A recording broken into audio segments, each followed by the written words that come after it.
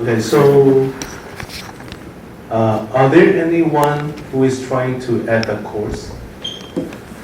Okay, maybe later. I know, later. I mean later, yeah. We have 2 TAs for the course. They are my students. So Jean is my student. She will be helping me handling some of the stuff here. And I assign another TA, Emma's here. So if you are foreigner and you would like to talk to someone who is not Taiwanese, Emma, you can talk to Emma. And if you are Taiwanese, you don't want to talk to non-Taiwanese, you can talk to G. Okay, they are my students. They also take the course, but at the same time, they will be helping me setting up the course. So every week, we will be videotaping my lectures. So I will put everything on a course webpage.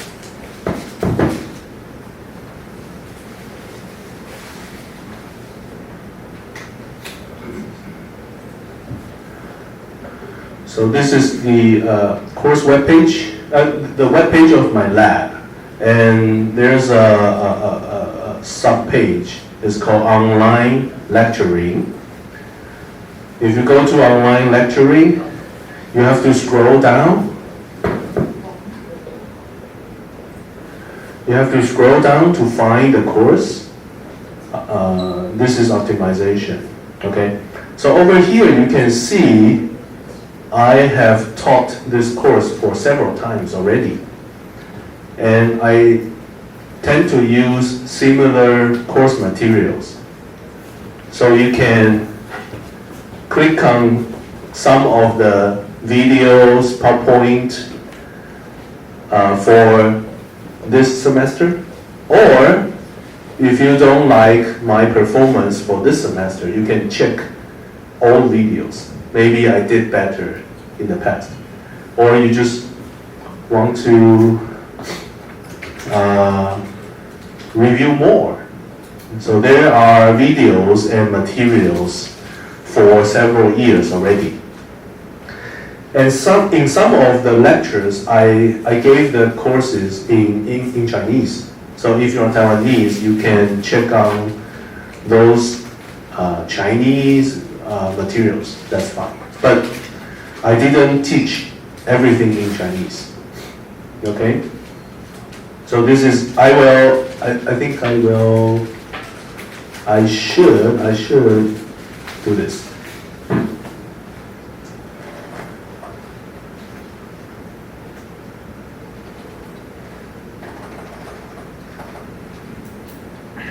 Let me put the hyperlink right here.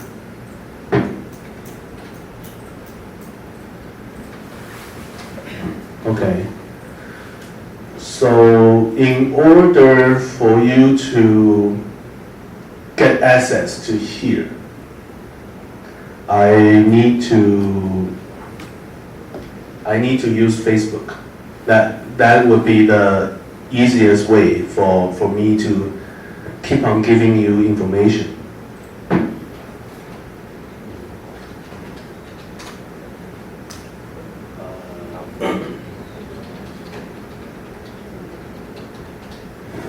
I forget my password.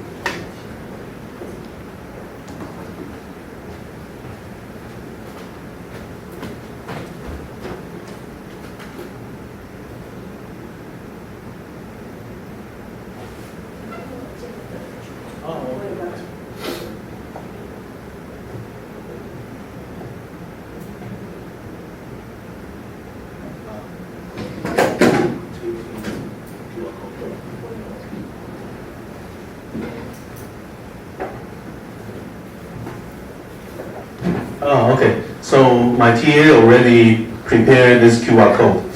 You can already use it to join the group.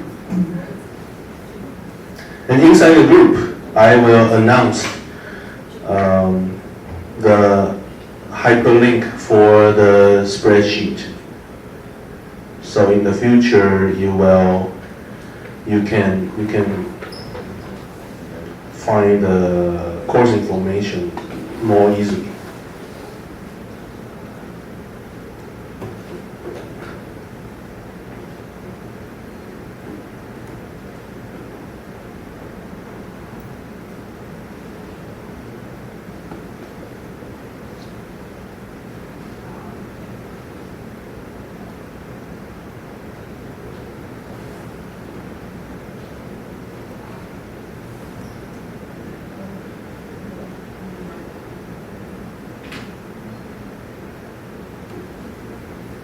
So Jin, please, let me do it. Let me do it.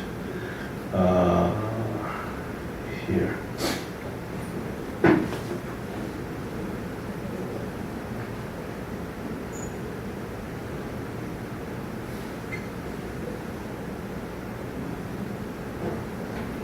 Okay, so I just made a post about the course information. From there, you can already find the spreadsheet, okay? So I think that would be a starting point for you to know about the course. And if you are looking for the web page, it's in the bottom, at the bottom of the first tab, okay? Now, let's talk about, let's talk about the course schedule. So from the calendar, I think this week is a holiday. Holiday and also midterm week.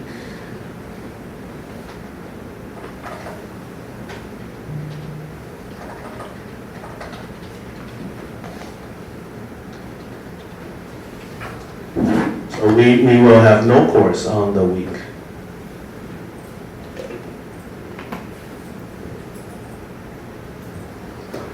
Let's see.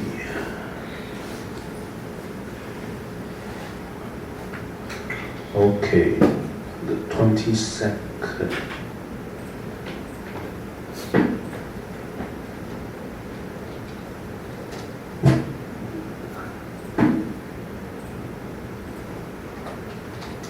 So in some of the weeks, I may not be able to come to the course. 22nd, I cannot.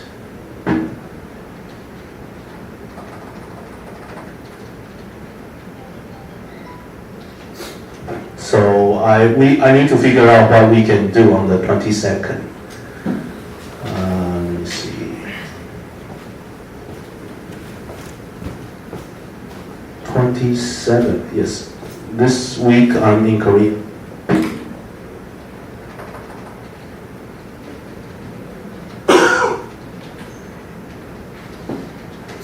So I cannot do this week as well.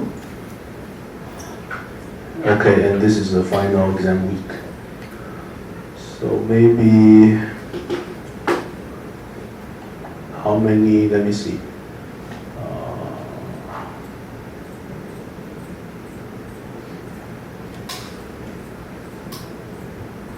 We can have 12 weeks only, not a lot.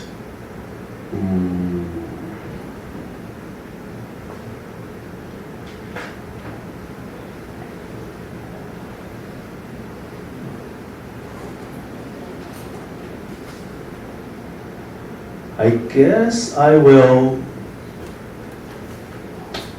to use the lecture time to introduce more about optimization. So I don't want to waste the lecture time. I think I will give you homeworks.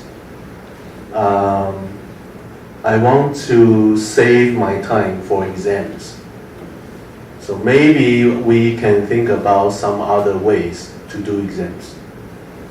And most of the exams are in the first half of the week, of the semester. you can see right here, I will be teaching you multiple methods. And in order to understand more about the methods, I will need to assign some exams. Do you like take-home exams? Yes. Okay, so maybe I will use take-home exams. Then I don't need to use my lecture time. Okay. In that case, I think we can have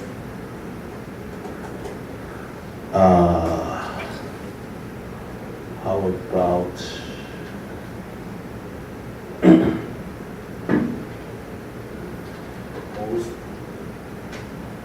right here, final invitation.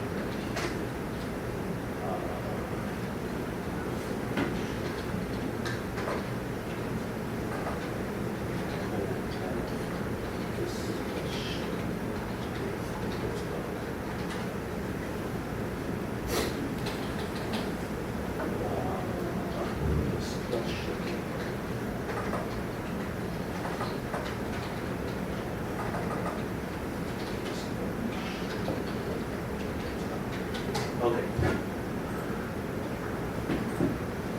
So I think what I will be doing is, you still need to come to the classroom on these 2 weeks. On 22nd, I will ask my postdoc to organize the discussion. So what is the discussion for? A week later, you need to propose what you plan to work on at the end of the semester. So you might want to have some discussion with your teammate and also discussion with my postdoc. And on that week, I cannot be here. So my postdoc will be here. That will be a discussion week. And 1 week before the last week, I will do the same thing. That's a preparation week where you will be coming here. You are almost done with your project, but maybe there is something you want to fix or tune something inside your project or get prepared for the final presentation. You can use that time to have discussion with postdoc as well. A week later, that will be final presentation. Okay, so there will be 3 more weeks for my lecturing. I think I will introduce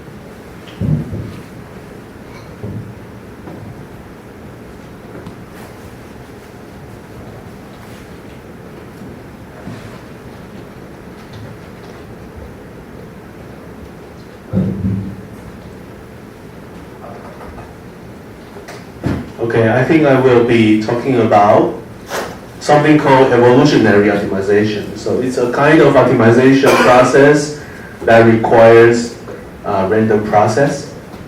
And a week later, I will talk about a very unique topic about optimization. It's called the optimization with uncertainty. Because whatever you learn in the past will be very theoretical. So there are like math problems. You solve the math problems, you get answers.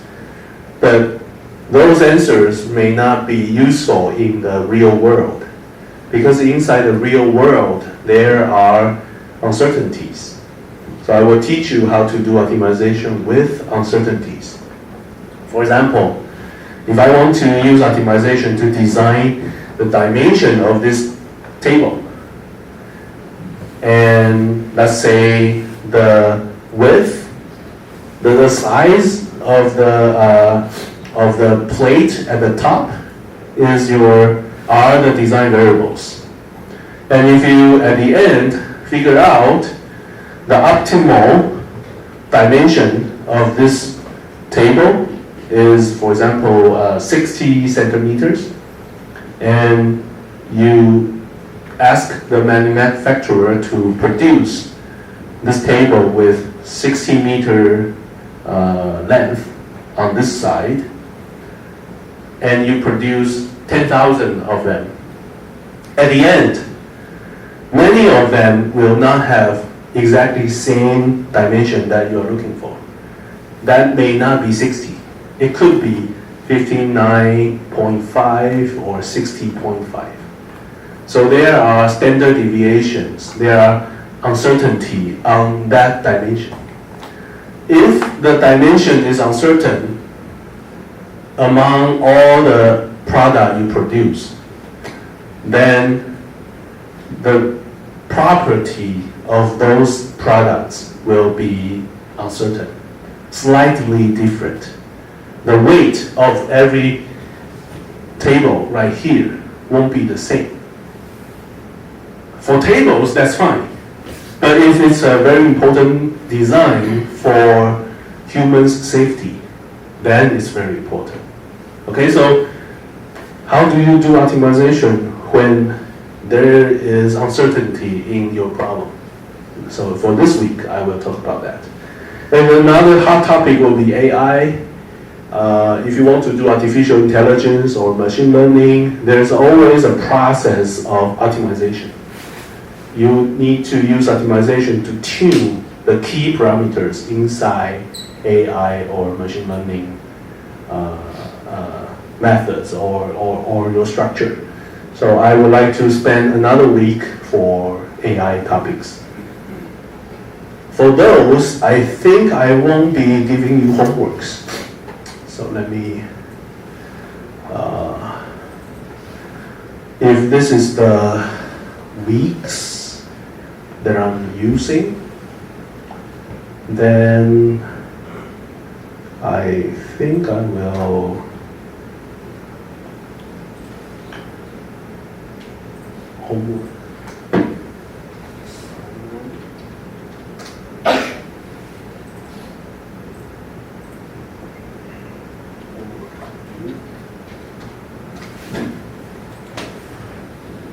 Okay, so I think I will assign my homework number 1 here. I can do homework every week. Just maybe solving one problem. I can do those. Quadratic programming, maybe yes. KKT, yes. I think I will do those. GA, I think yes. This may be okay. AI, I'm not sure, maybe not. Okay, so for the homeworks, I think each of them will be due in a week. So I will give you 1 week to finish your homework. Now, when do we do take-home exams?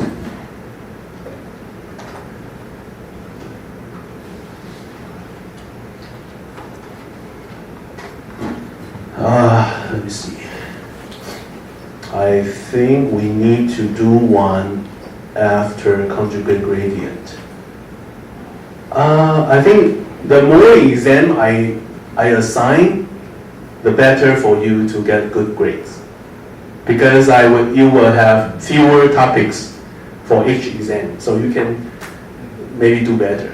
So I think I will do 1 exam right here.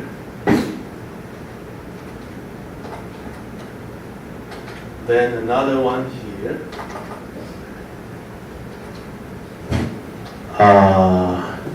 So I should tell you when exactly I will tell you the when exactly I will give you the exam sheet, and when exactly you need to submit. So I think I want you to take a vote. Do you like to take the exam on Saturday or Sunday? Who likes Saturday better? Saturday, let me see, 1, 2, 3, 4, 5, 6, 7, 8, 8. So Sundays. Take-home exam means Saturday or Sunday. I will give you the exam in the morning. I announce it in the morning. I give you 1 day to finish at home. That's so-called the take-home exam. I tell you, okay, this morning 9 a.m. this is the exam sheet. Submit by midnight, before midnight. You do it at home. I don't know if you are copying. I don't know if you are checking for solutions on Google. You can open your book. You can ask your father to solve it. I don't know. That's so-called a take-home exam. So you solve it with your own honesty. Okay. So let's do the voting again. Who likes Saturday better? Saturday, let's see. So if I say Saturday exam, so on that week, that Saturday, I will announce the exam, and you finish at the end of the day. Understand? Okay, Saturday. Okay, Sunday. So I think Saturday wins. Saturday. So I should tell you exactly what date. March 4th. After, so it's the 9th. Wow. So I will be announcing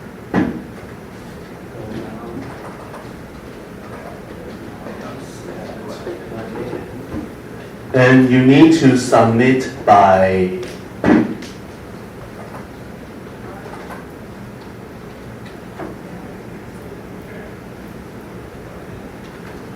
11 p.m. or 9 p.m. I don't want you to be too tired. So I give you 12 hours to complete. Let me.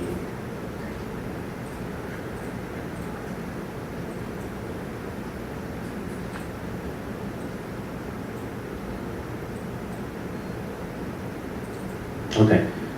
So the second one, actually, if we are doing the exams for such a small topic, such a few topics, you probably don't need a whole day. The exam itself probably requires 2 hours of writing. So you can choose your 2 hours among the day. If you are very confident, you can do it at 7 p.m. If you are worried, you can do it in the morning, 9 a.m. and you find, oh, this one is tough. I should call my friend. Then you can, call your friend at noontime.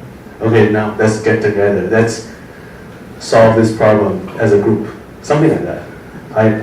It's up to you. Okay. So this will be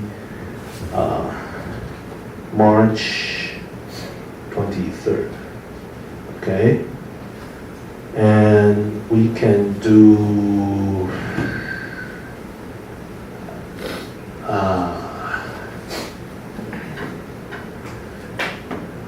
okay, let's do this. The third one on this week. So April 6th. Okay. Do we do a GA exam? Yeah, maybe.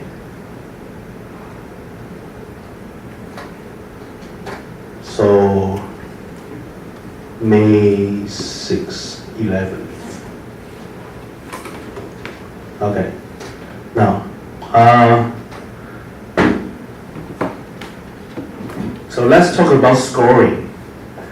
I need to check about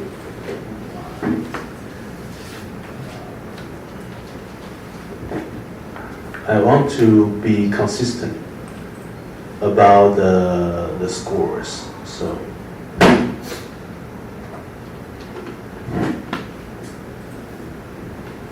let me check on the scoring in the past.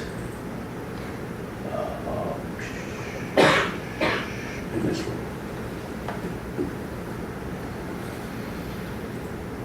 No, not this one.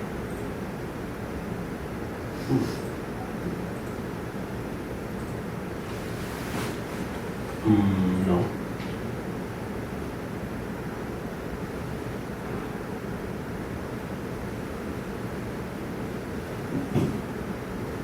Where is it? Okay, that's fine. Let's use this one. Okay. This was the percentage. So around 20% for the homework. So for every homework, I think I give you 2 points. So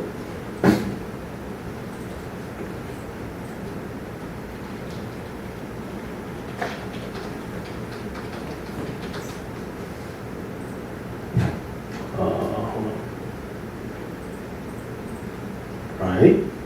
And then for the exam, I should be giving you around 40%. 40%, that means 10 for each homework. Each.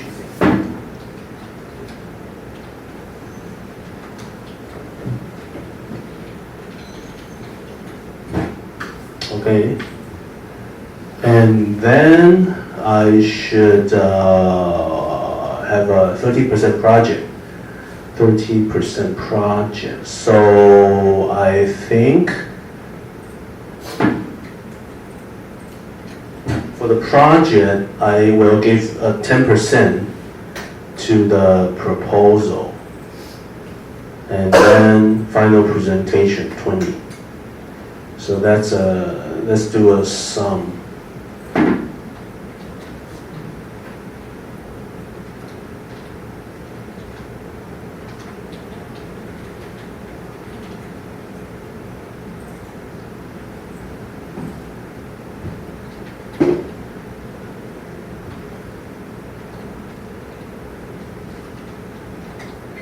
Okay. Because I need to add 2 more points. So let's do 2 more points on the over here. And there's a attendance score. So 10 points for the attendance. So I will check who is here occasionally. When I want to, I will do it. And then I will usually skip it when I see a lot of students because I feel, okay, you guys are here, I don't need to do it. But when I see someone is missing, hey, I remember there's someone who should be here, but he's not. Okay, let's do an attendance check. Okay, I tend to do that. So, let's say I have 6 attendance check for the semester. Then we will use that 6 check to decide your attendance score. If you participate all of them, then you get 10 points. If you miss, then you miss basically 1 out of 6. So 1 out of 6, that would be 10 over 6 points. That's a lot of points, so don't skip. Please do not skip your course. So over here I should just put it somewhere. So this is about project. then score of attendance.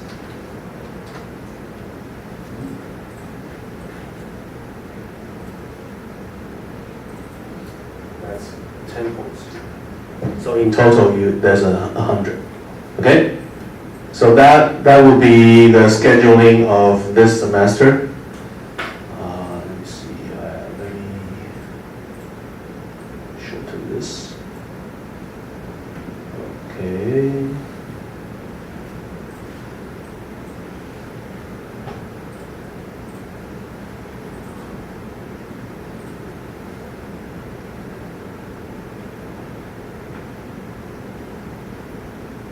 Okay. That should be it. Any questions about the scheduling? Okay. Now, what's happening for the project? So let me tell you more about the project.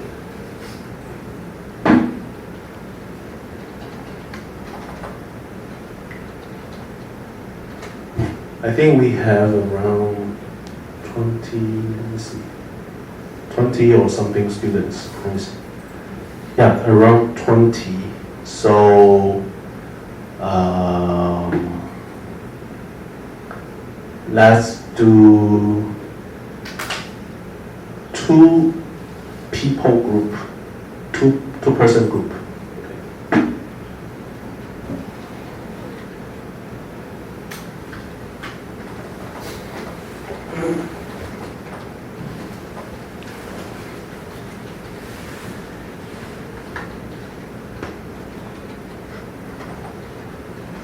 So I will be randomly assigned.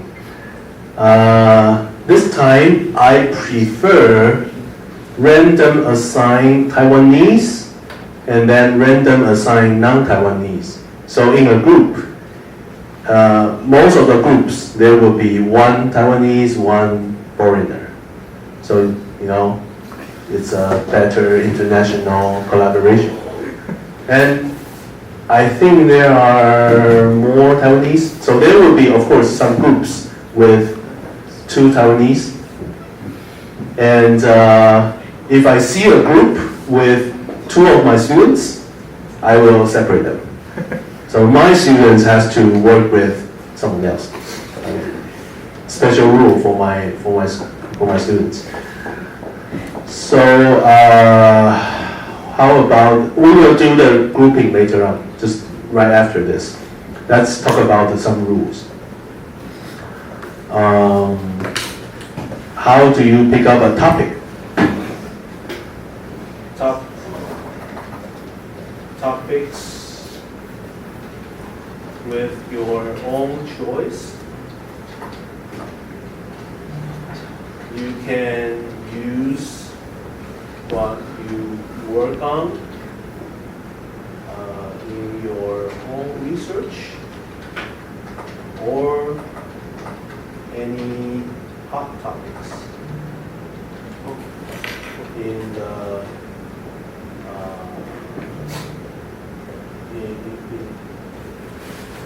in engineering. Okay. So basically, you choose your own topic, and in a project, try to implement some kind of optimization. So that's a must. This course is about optimization, so you must implement some kind of optimization methods. So for example, if you are from a group in heat transfer, you can have a heat transferring design, and you want to optimize some of its performance. That's an example. Okay. So in the proposal, you will be introducing what kind of problem you are solving, how you plan to implement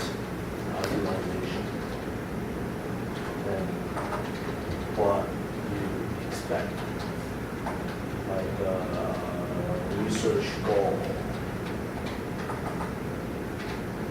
Objectives.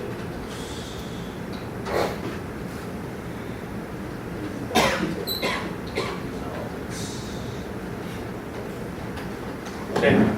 So in the proposal, you should be introducing what problem you're solving. Okay, and I hope you pick up a topic and you stick with the topic for the entire semester. I don't want you to change your topic once a week. That would be, then you cannot focus. So when you propose to me, I will give you comments. Okay, this is a good idea. This is too boring. Too many people work on this. Maybe you can do this and do that. Yeah, I will give you comments, then you can improve. Okay, so during the project, or I should say, while working on the project, you use your own time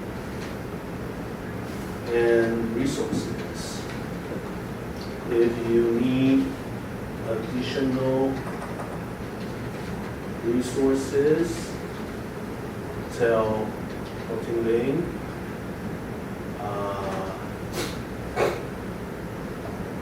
You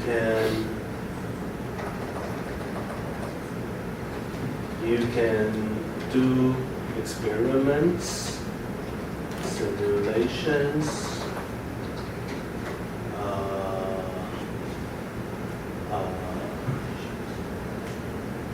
optimization, coding, hand calculation, optimization, and calculations. So let me do this.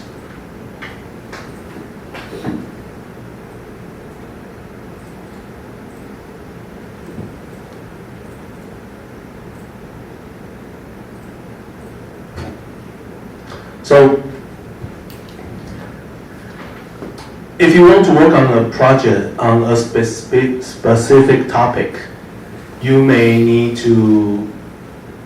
some resources. For example, if you are designing a robot, you need a robot, right? So if you want to work on optimization with a robot, and you need to get access to the robot, otherwise don't choose that topic, right? So for example, if you are Professor Jerry Ling's lab, you're from Professor Jerry Ling's lab, he has a lot of robots.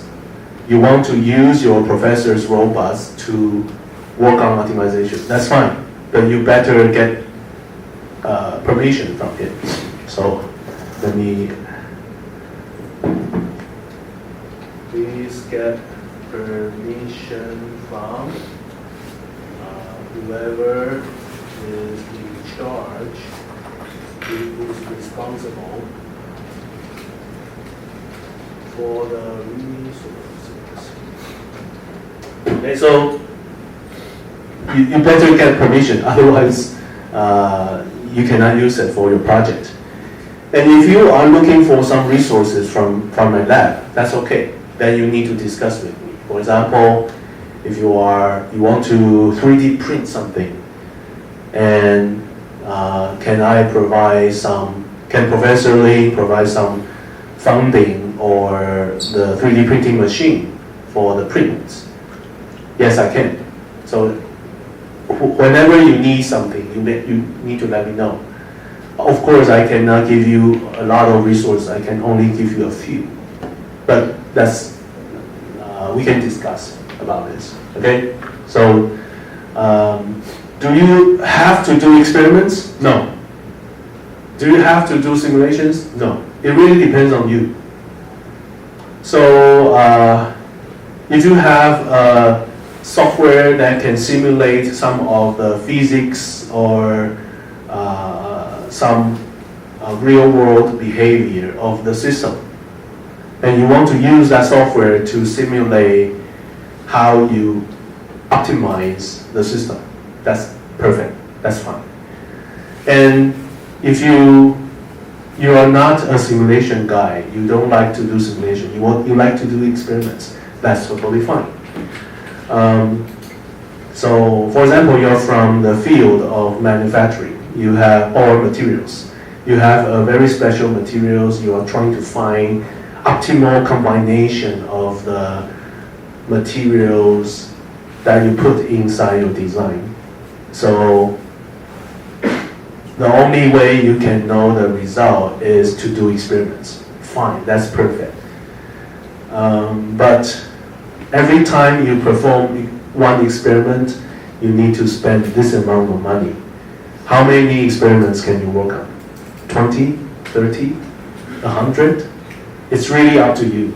And if you want to do more, of course, you can have better understanding about how the parameter affect the performance.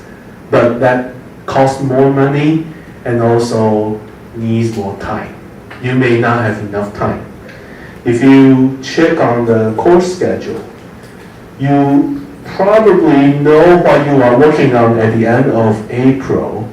You probably have less than a month to work on the project. So you have to pick up a topic and the way of your implementation in such a way so that you can finish in time.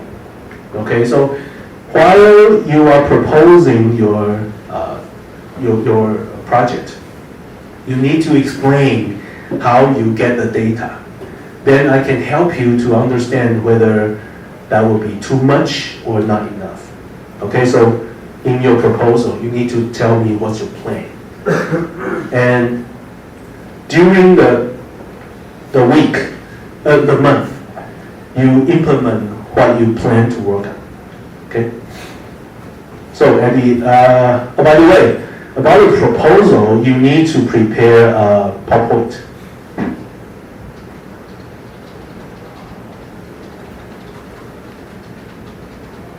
You don't need to write any document, just a PowerPoint. And you need to submit the PowerPoint. Okay? So you need to submit it in maybe before the proposal. So for the final project,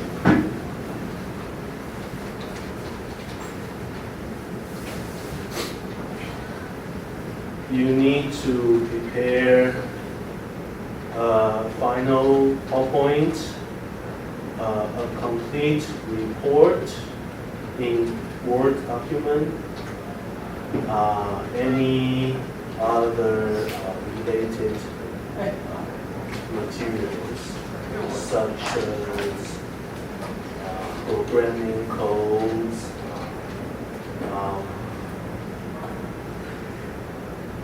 experimental data, etc. Okay? So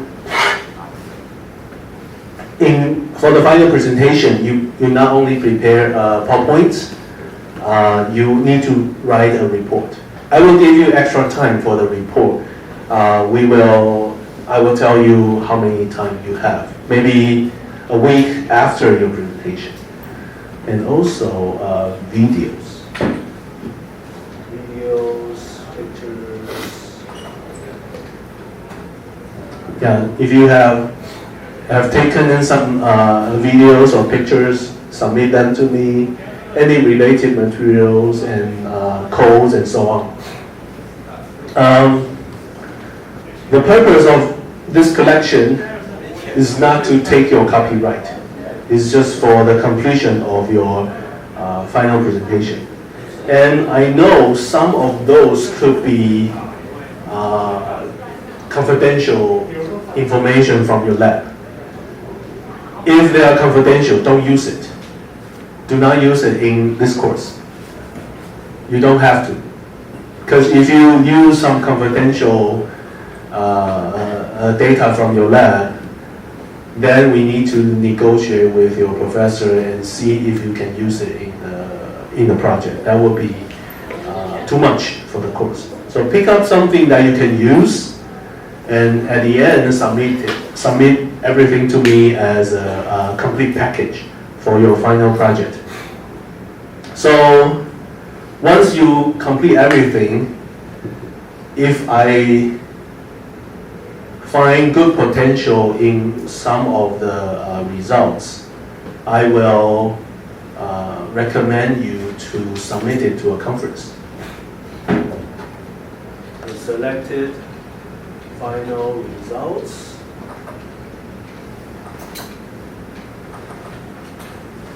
could be recommended for submission to a conference. In Taiwan only, sorry. So after gaining permission from your advisors, authorship will be you and two students in the order of your choice. Your professors, your advisors, and video. Stop.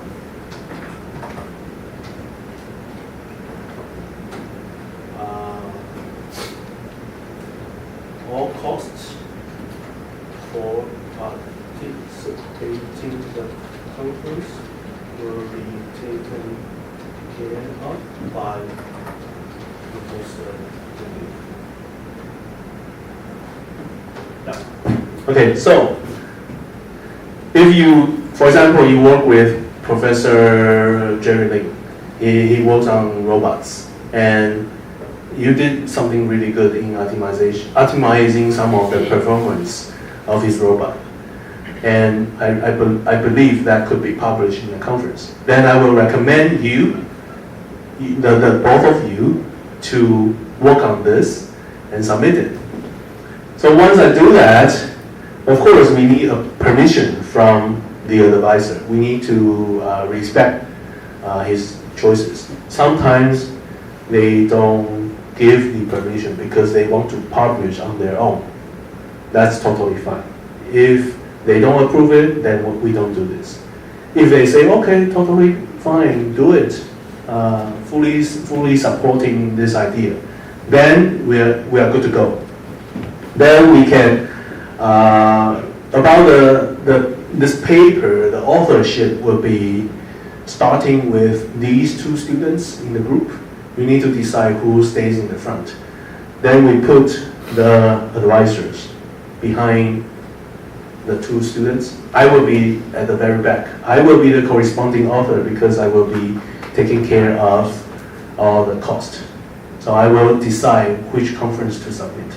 And then those two students will be, I will take care of the cost for your travel, and you will be going there to present.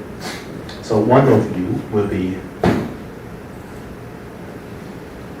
one of the students will be presenting the paper. So one of the students will be in charge of giving the oral presentation. Okay, so that's a plan. Any questions about my plan? Okay, so let's take a break, and in the next lecture, next hour, I will get senior information, and then we do a grouping. Okay, so let's take a break.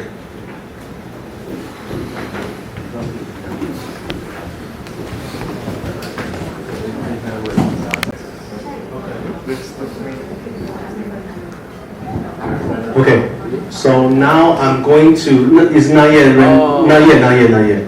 I'm going to group you guys. So we will have 3 groups with 2 Taiwanese. Let me see how I can do it.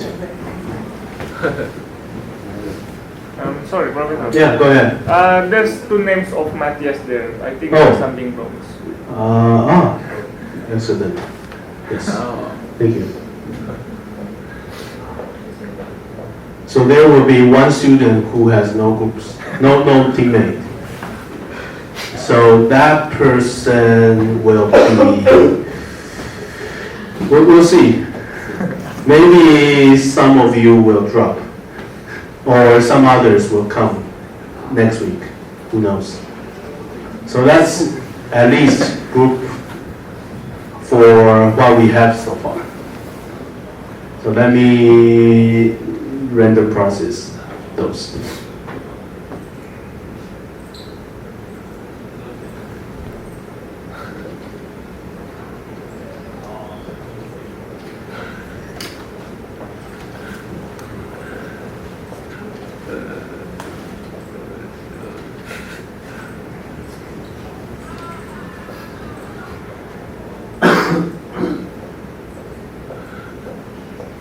Are you nervous?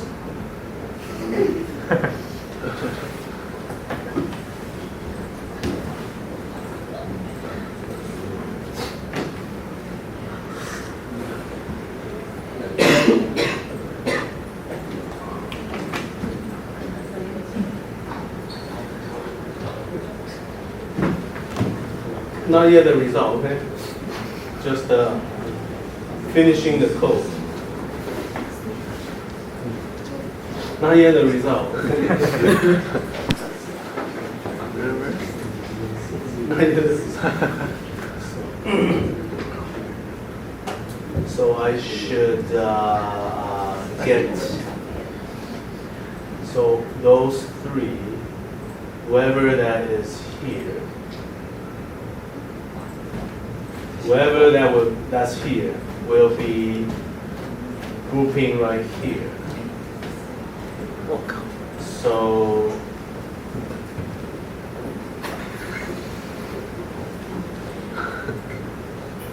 not yet the result, okay? So I need to say 10. 10. 11. Okay, so if this is the result, this will be the grouping, but not yet. So I will delete this number 1. When I delete, that will be the result. But if I see my students grouping together, we will do it again until no teammates for my lab. Okay. So first try, videotaping as a proof. Okay. I don't know. Yes. Okay. So I see 2 students grouping together, so that's not working. Second try. Okay, this is the result. Oh wait, I need to check. 明哲轩是来吃人。Okay, that's right. I have 2 students. Another try. Again. My screen is too many. Okay. Where is these? Again.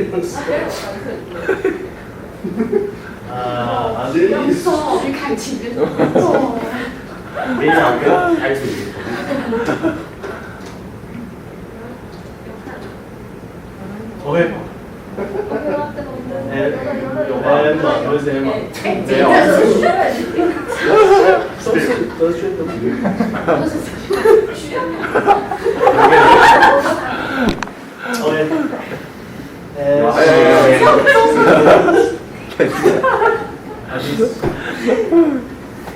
Oh. 好刺激啊！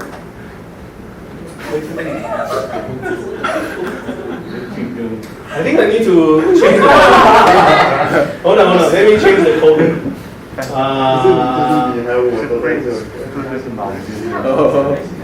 okay, it's okay. Let's continue to try. One day they will separate you. One day. 哎，爱丽丝。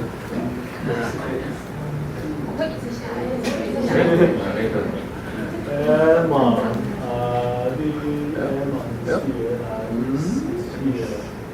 oh, this is perfect, right? Perfect, right? This Emma. Yeah. Okay, so this is the perfect version. 没错 Correct, right? I don't know. Okay, this is the perfect version.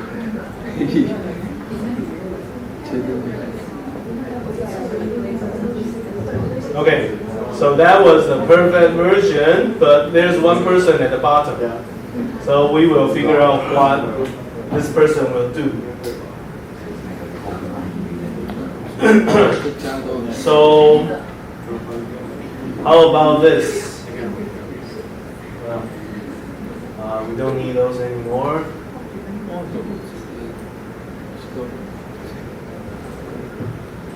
We don't need those anymore. So this one person, how about these three people now in a group? Okay? So three people group at the bottom. For now. So let me give a number.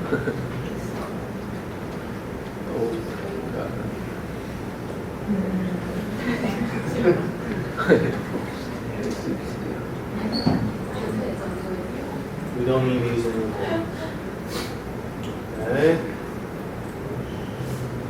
Okay. So that's your team. That's a grouping result. So maybe I will let you guys know who you are. So can the members for team 1 raise your hand? Okay, so you two are in the first team. Okay, second one.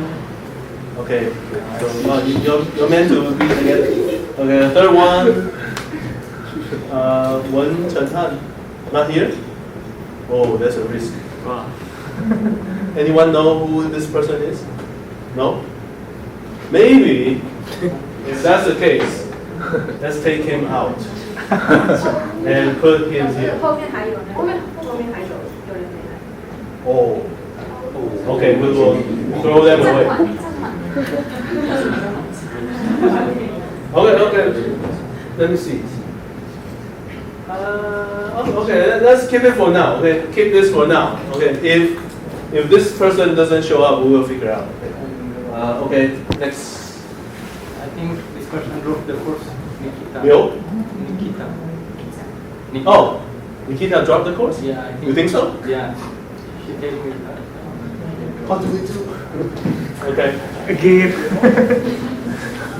Okay. Then these two people can be in the same group. Yeah? Okay. So you guys know each other? 跟熟。 Oh, okay, that's fine. So okay, the group 5. Okay. Emma. Okay. The group 6. Okay. Well, you're close. Okay. Group 7. Okay. That's your teammate. Group 8. That is not here, but he will join. He will join. Okay. So you can ask who the person is. Okay. Group 9. Okay. Yeah. Okay. Group 10. Okay. Group 11. Okay. Oh, very close. Group 12. Okay. You two here. Group 13. 庄。可是他上面有读， Okay. 但不确定他的身份。 Okay, so if she drops, maybe, but I will figure out. But at least this is the grouping for now. Okay. So maybe you can already get to know your teammate more. You can use your own time to discuss, okay, what do you work on, what am I working on. Later, can we somehow put optimization in some of the topics that you are working on right now. So you can already start to discuss. Okay? So, any questions? Any questions for the course? Any questions? Okay, great. Now I would like to move up and turn this off. Okay. I will let you know something about optimization and also my style of lecturing. In many times, I will use iPad and then project the iPad over here. If you have taken my course, you probably already know. But I will not do it not today. And inside my handwriting in iPad, you probably need to know what I'm writing. And I do this all the time.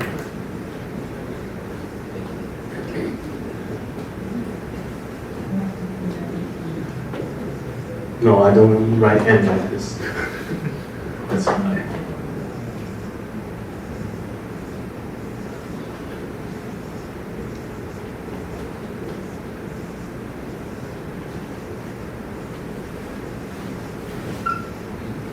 Or Z. What else do I do? Maybe sometimes like this.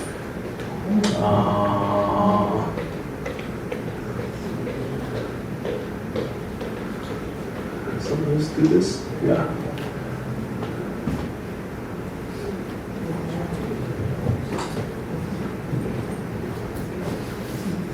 No, this is not S. S is like this. Sometimes D like this.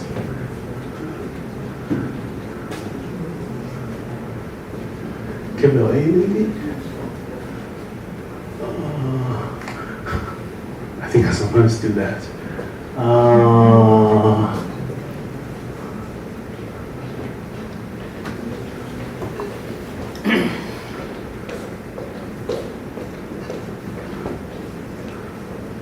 Yeah, so sometimes when I write things faster, my handwriting could be, switching from the classic way and I don't know what's the English word. 草写, yeah. Okay, small ones.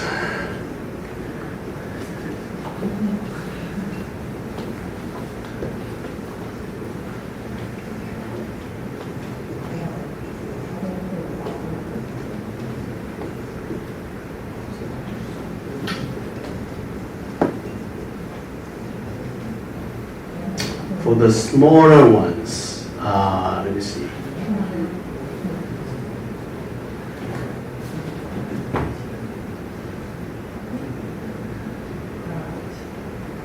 Yeah, that's pretty much how I write the small case. So R sometimes, is very, for example, confirm. Confirm. No, I don't write confirm. Do I write confirm like this? No. Yeah, sometimes like this. The R is very, hard to read, and when there's an N next to it, it's very confusing sometimes. So if you cannot understand what I'm writing for any word or whatever, just raise your hand. Hey, Professor, what are you writing about? So when I was a student, I went to USA to study for my master degree and PhD degree. I remember there's a professor, he was teaching mechanics of materials. He's a very senior professor. He talks really fast, writes very roughly. Sometimes I don't really understand what he's writing about. and I don't dare to ask him. I didn't dare to ask him. Sometimes I did, sometimes I didn't.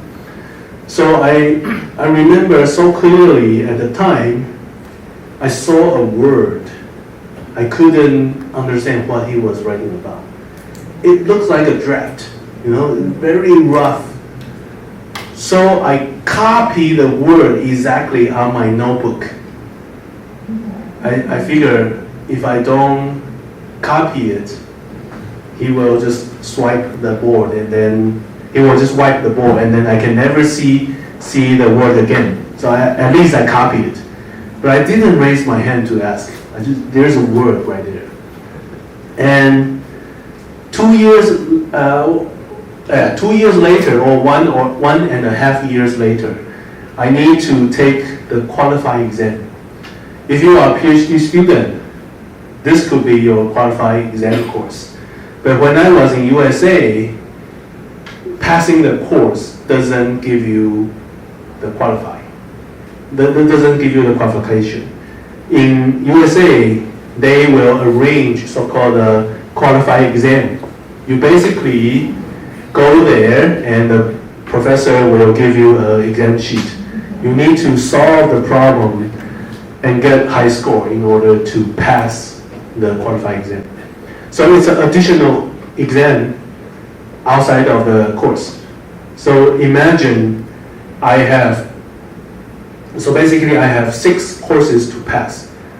Math 1, Math 2, optimization, mechanics of material, design of mechanism, dynamics. 6 courses I need to pass. So imagining myself doing this in USA, you basically go to a classroom. They give you 3 exam sheets, and they give you 3 hours. I remember so clearly, starting from 9 a.m. until noontime, they give you 3 hours to finish 3 exam sheets. So 3 pieces of A4. So it's like doing 3 final exams at the same time in the same day, same morning. And they give you your own freedom to decide which one goes first. They basically give you exam sheet, and they have a stack of solution sheet in the front. You can take as many as you want. So you can solve for optimization and then switch to dynamics and then switch back. It's your own choice. At noontime, you need to hand in. So that was so challenging and so tough. Everyone prepared so long for the qualifying exam. So that's why after we finish taking the course, we will take our notes back, take it back, and then review the notes again in order to pass for the qualifying exam. So at the moment I took the mechanics of material, it was already 2 years ago. When I go back to the notes again, I saw the word. I know there was a word I didn't understand. And I saw the word again. I realized after 2 years training in USA, I can understand it. It's so magical for me. Human brains are so smart. So you just need to get used to those, okay? So the more you enjoy my handwriting, the more you can understand those sloppy words. Anyway, so this is how I handwrite English characters. Please get used to that. Okay. Now, today, although most of our professors don't use the first week to give lectures, I do. Okay. I want to tell you a little bit about optimization.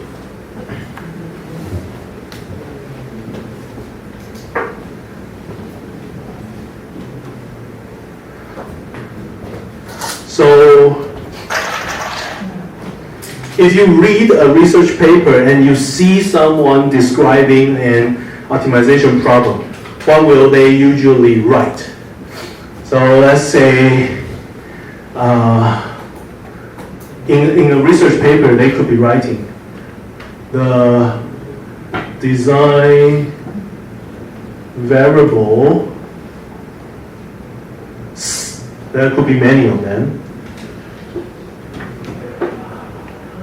Are to be optimized to minimize the objective function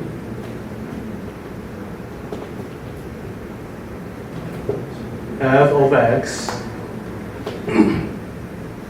subject to the equality constraint h is 0 and inequality constraint g of x as shown below. So you can sometimes see a sentence like this when you read a paper. It already tells you everything that you need to know about a specific optimization problem that author is solving. And what the author usually will write below this sentence would be, sometimes they do this.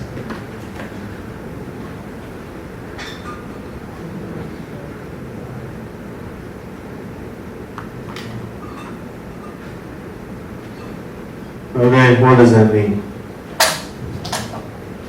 So inside this very short description or mathematical notations, it's telling us about many things.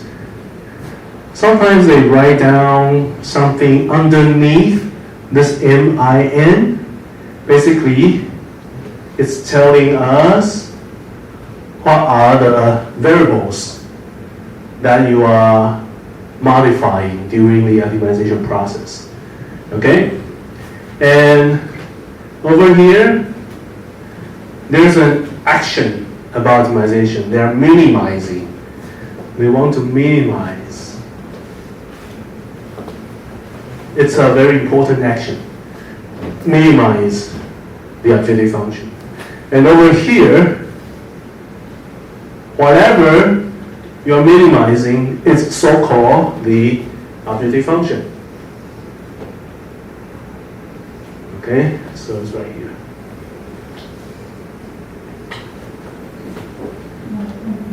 So it's like you are changing the design variable and you want to change it in a very smart way so that the objective function value will be reduced, will be minimized. You will keep on doing this until you can no longer find a smaller value of f, then you stop. Okay? So it's a process of changing the variable. And you don't want to change your variable so that your objective function is increasing. Then you are not optimizing. You're not doing better. You're doing worse.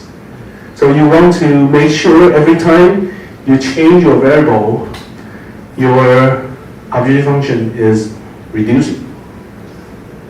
Sometimes they do this whole thing differently. Sometimes they will say maximize f of x. Because there are things that you don't want to minimize, you want to maximize. So over here, it's either minimizing or maximizing. Okay, either way.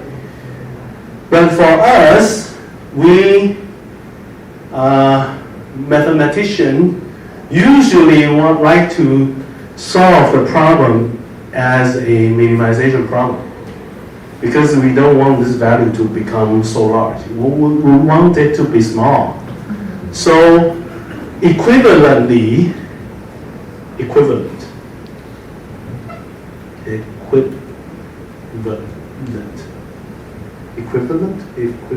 yeah. Equivalently, you can minimize negative f. It's equivalent. Okay, so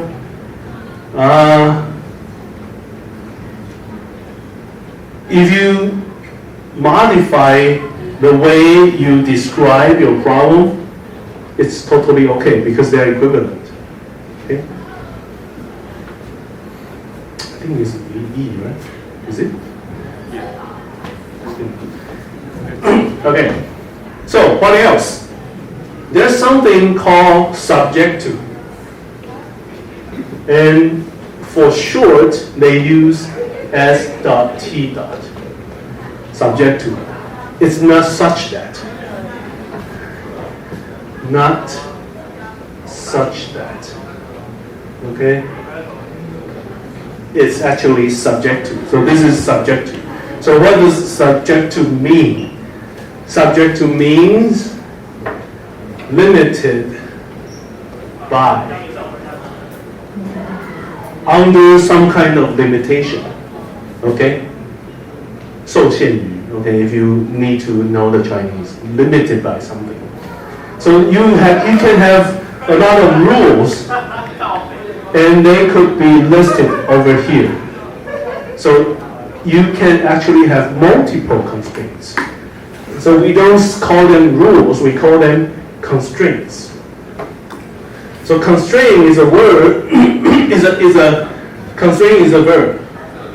Constraint is a verb, and constraint is a noun. Okay, just for you to know. And when you have equal sign here, we call this equality constraint. When you have smaller than, we call it inequality constraint. How about something like this? It's a larger than, it's not a smaller than. What do? Actually, that's not put a lecture here. What do? You can always convert it to this, then you have smaller than. Because we like to use smaller than or equals to sign over here when we write it. So this means g of x equals to negative x minus 2. Okay? And sometimes you may have, for example, x larger than 5. So in order to have a consistent way of describing this function, we like to convert it to something like this. We want to move everything to the left and then make sure it's smaller than. So this would be your g of x. Okay? So it's okay to rewrite of your equation, it doesn't matter. But we want to rewrite them in a format. So that's, we want to stick with the format. Why is it important? Because later on, for some methods, we need to derive the equations. And the equation needs to be derived in such a way that is following this standard format. That's why we want to make sure we describe optimization problem in the same way, same format. Okay, so this is the most common format. Okay, so if you have a problem like this or this, they are so-called unconstrained problem because there's no constraint, no limitation.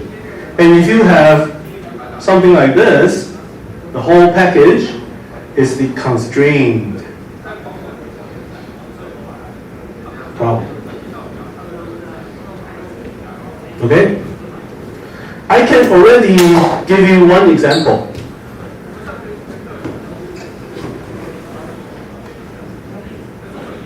Minimizing x minus 1 squared. Can someone tell me what is the answer?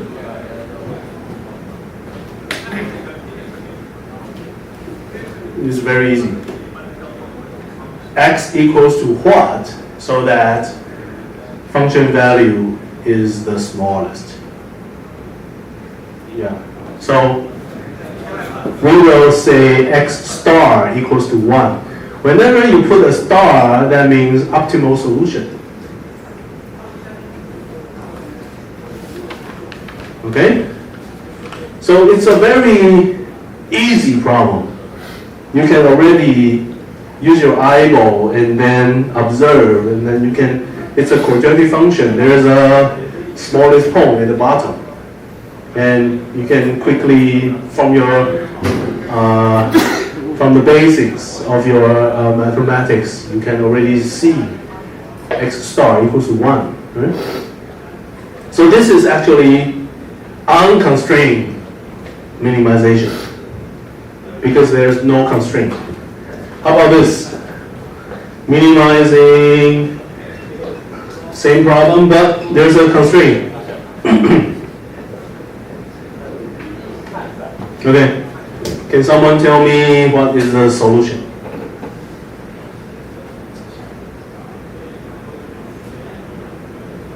It's a very trivial problem, but there's a solution. Take a guess. You don't need to guess. You probably can tell. Someone? It's not a tough problem. Yes. Because the rules say x has to be 2. So there's only one solution, 2. So it makes no sense to solve a problem like this. If you say x equals to 2, you want to minimize this, you have no choice. You have to satisfy this rule. So x is always 2. So the solution is 2.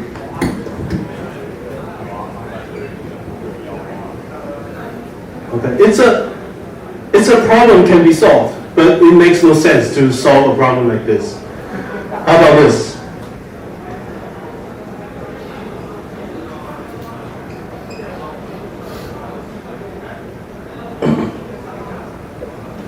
How about this? Now it's different. This is equality constraint. This is inequality. X could be larger than 2. Now, can someone tell me what is the solution? Also 2, yes, you're right. So, when you know the answer, did you try to put numbers in the equation, or did you try to see how the function look like? You observe this by a graphical way. That's what I did as well. That's very good. So you try to plot out, in your mind you try to plot, this is your function f, so you know, here is 1, and the quadratic function looks like this. You already have something like this in your mind. Okay, this is f of x equals to x minus 1 equals to square. This is how this function look like. And you're saying, hey, here is x equals to 2. There's a wall. It's like a wall. And x has to be on the right hand side. So over here, your decision cannot be on the left hand side of the wall. It has to be on the right hand side of the wall or on top. So this is the only position where you have the smallest f. So if you can see this in your mind, then you have good sense about how optimization is doing. Okay?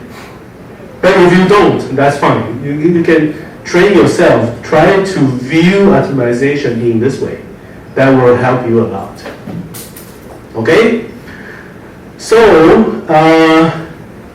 now when in the design, so-called design space,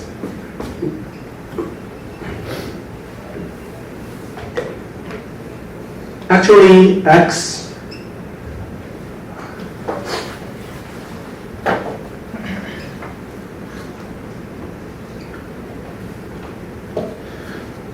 does everybody know about this?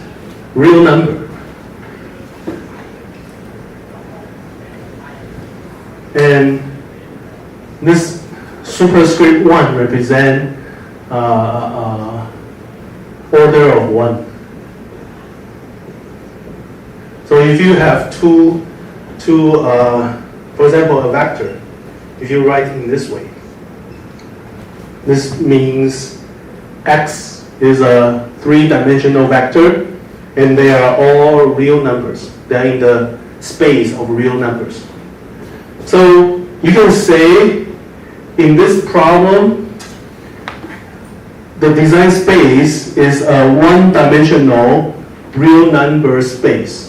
Every real number in this 1D problem is a possible design solution, design variable.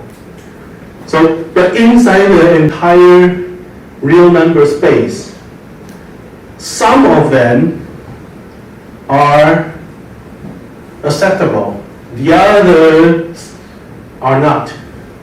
So we call including 2. So including 2, and every number that is larger than 2 in this entire space, we call them feasible space. What does feasible mean for Taiwanese? It means it's like it's allowable, it's acceptable. It's a space of values that are acceptable. So what's the definition of feasibility in optimization? If you satisfying all the constraints, satisfying all constraints, then you call the entire space feasible space. Okay, how about on the left-hand side of the constraint? So basically, over here, there are a lot of some other numbers on the left-hand side of the constraint. We call them values in the infeasible space. So infeasible, in right here, means the opposite. Okay, so you need to know the terminologies in optimization. Otherwise, when you read a research paper, sometimes you don't truly know what does that mean. Okay, there are some common terminologies that we use. So now we have, over here we have variables, minimizing, optimizing, objective function, equality constraint, inequality constraint. We have optimal solution, okay, and also feasible space, infeasible space, constrained problem, unconstrained problems. So those are the terminologies that we use very often in describing the problem. But this is only about how we describe it. That doesn't tell you how you solve it. Like this particular one. She solved the problem by observing and visualizing the problem in her mind. She didn't use any optimization algorithm. Can this be solved using some optimization algorithm? Yes, we can. But that's starting from next week. I will be teaching you a lot of many kinds of algorithms. Many of them can solve this problem. Maybe all of them can solve this problem. But every algorithm has its own advantage. They have their characteristics. So I want to share with you why we have this algorithm, what's the advantage, why do we do this, and I will teach you why do we introduce a different method, what's the difference, and when to use them, okay? So, and usually in research paper, they don't tell you how they solve it. That's the problem. They don't tell you. And so I think before I take the course, I never know how they solve this problem. Even I read some papers. After taking the course, then I realize, sometimes they just show 2 sentences. This is going to be solved by, this problem was solved by Newton's method. That's it, 1 sentence. And so as a graduate student, sometimes it's very difficult for you to truly implement optimization. So I hope after the course, you know how to find optimal solutions. Okay? Let me see if there's anything I would like to say. Anything more? Let me check the time. So it's 11 a.m.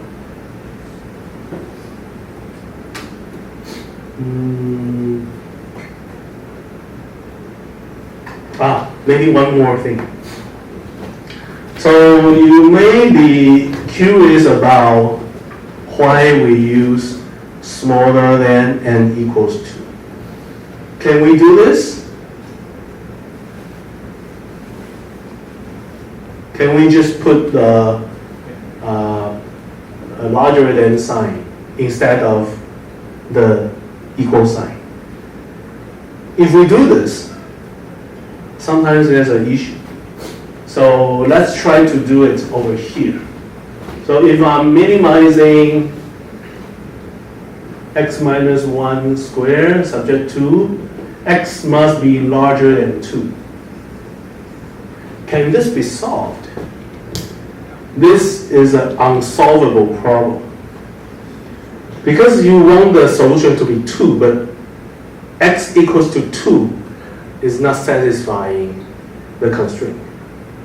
So 2.0 something very small, a slight increment, a super small increment is the solution. But how small can that small increment could be? It could be infinitely small.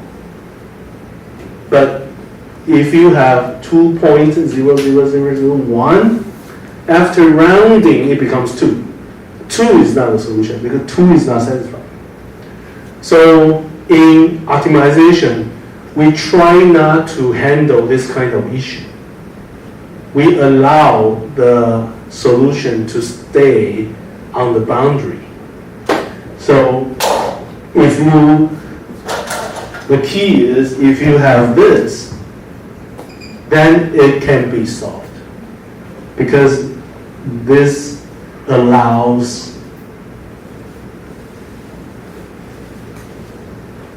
a solution like this. Okay?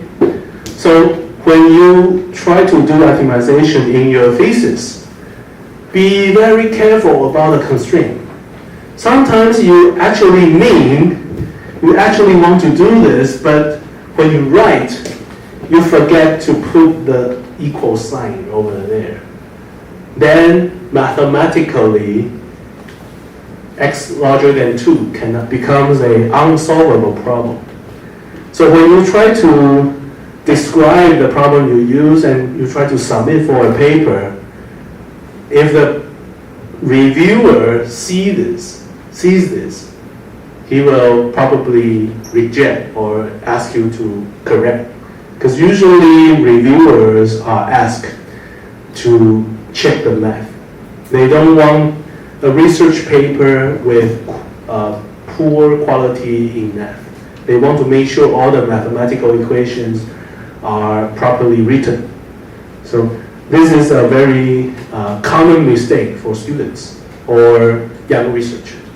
They are just too sloppy about what they write in math. So this is one important thing. Okay? Please make sure you include the wall, include the boundary of your constraint. Otherwise, it's difficult to solve. Okay. So why is that important? I give you another example. I told you we want to solve a problem with uncertainty. So what is it's a problem about probability. So in the later topic, when we have optimization with uncertainty. Oh, by the way, this is with, this is without, this is because. If you have no idea what I use, this is with. When we do this, for example, you have a problem like this. What do people usually do? They will say probability of a, for example, success event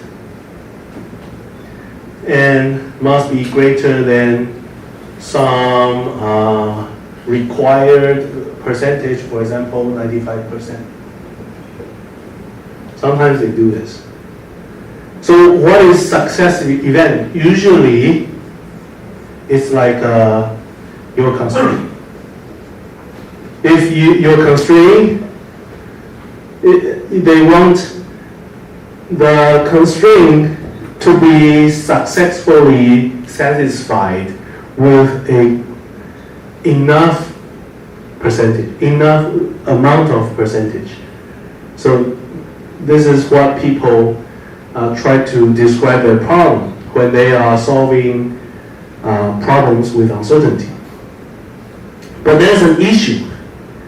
They usually don't want to solve with success event. Successful. They want to solve for failure event. They want to do this. The probability of failure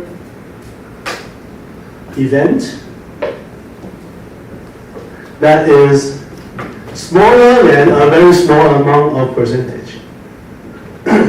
So on the other hand, they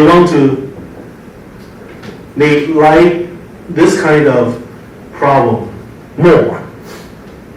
So when they solve a problem like this, what is the fail event for original problem? Basically is g of x larger than 0. That's your fail event. So very importantly, do you treat g equals to 0 as successful event or fail event? Over here, these two are almost equivalent. What's inside is matching with each other. They treat equal sign as success event. So the equal sign is value, over here, value event doesn't include equal sign. But the issue is when they allow larger than or equals to 95%, that means over here, this equal sign cannot be written, right? So they still need to pick up one of it. Do they accept 5% or they don't accept 5%? So in my field, usually people decide to do this. People like to solve a problem like this. So if you want these two to be equivalent, then you need to get rid of this. Okay, so we need to pick a side. So over here you can tell, in this description, they have equal sign here, but no equal sign here. It's very important because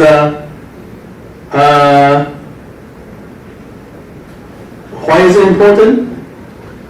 Let's say if your score is larger than 60 or equals to 60, you pass. And so if your final score is larger or equals than 60, you will pass. That means 59 fails, right? But if you don't include it, 60 fails. And if the score of the entire classroom is in a distribution of like something like this, for example, here is the bar, and let's say in the classroom the distribution of everyone's score is like this, that means there are many students are having a score of 60. Do you allow them to pass? So at the borderline, there could be many possible candidates. You need to pick a side. Do they allow them to pass or fail? So I'm just trying to emphasize properly writing the mathematical description is very important. Okay, it could change your result. Okay, so in optimization with uncertainty, we like to describe failure event, and so that's why over here you can see G larger than 0, not equals to, because that's failure event. We treat equal sign as successful event, but we control this so-called failure probability to be very low.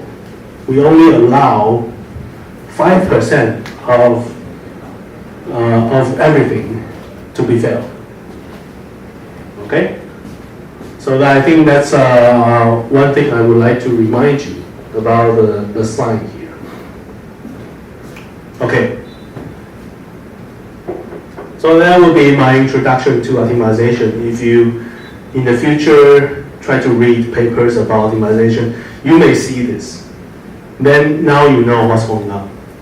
But you don't know how to solve a problem like this yet. I will teach you how to solve.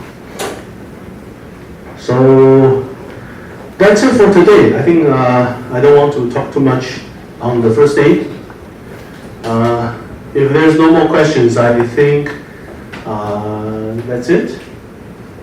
Wait, sir. Yeah, go ahead.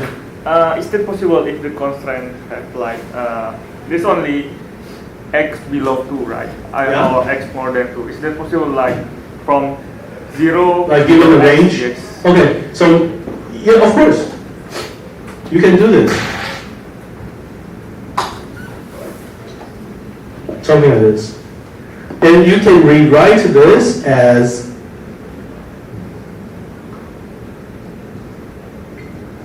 if you are trying to follow the standard format. Everything that is written on the left-hand side and sticking with smaller than or equals to. So equivalently, this can be rewritten like this. And of course, in a research paper, if you write this, that's totally fine. Yeah, you don't really need to, make sure everything is written in. This is for the purpose of mathematical derivation. Later on, you will see. Sometimes we have to. Oh, actually, I should do this. Sometimes we have to format something like this so that some algorithm can be implemented. And actually there is another method that requires you to do this. They want the constant values on the right hand side. Linear programming wants you to put the constant value on the right hand side. So there are different algorithms that they want you to format the problem in a certain way so that the way they derive the equations matches how the problem should be solved. Okay? Any other questions? Okay, I hope you will learn a lot about optimization after the course, and in the future you know how to do it. So that's the main purpose of this course. Okay, if there is no more questions, that's it for today. If you want to ask me something personally, I will stay here for maybe 10 minutes. Okay? See you next week.